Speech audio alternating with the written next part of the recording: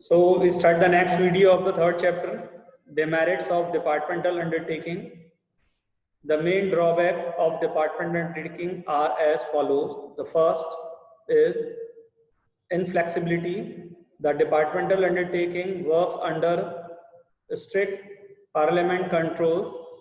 These is too much interferencing of ministry and top officers. There are a lot of interference between these officers, government officers.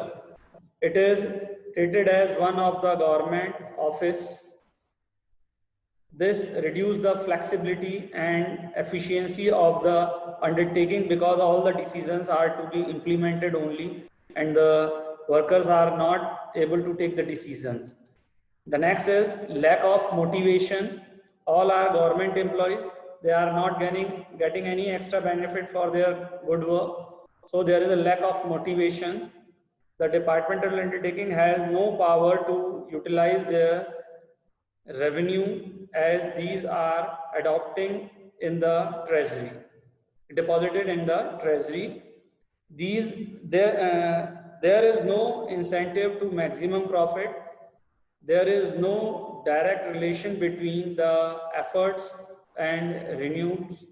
Generally, promoters are on the basis of seniorities and not on the basis of efforts. So employees are not motivated to perform to their best.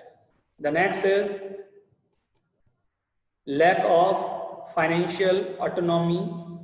The departmental undertaking cannot plan long-term investment projects as they are subject to budgetary control of government. They are not allowed to use their own revenue freely as these have to be deposited in the treasury.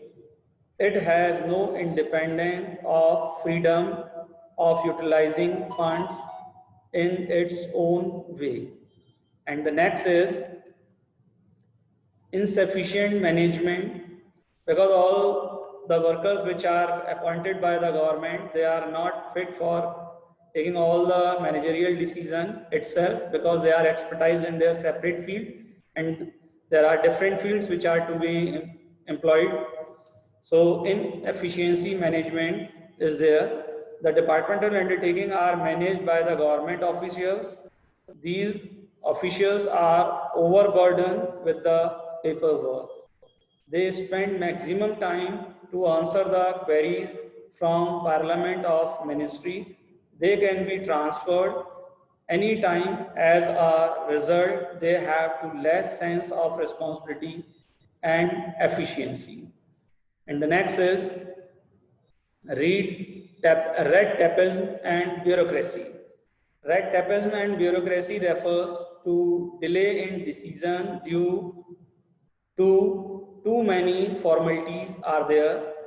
The decisions in the parliamentary undertakings are delayed due to administrative formalities, paperwork, procedures, etc. Involve bold approach, immediately action, which are so efficiently of the government of an enterprises have no place in the department undertaking.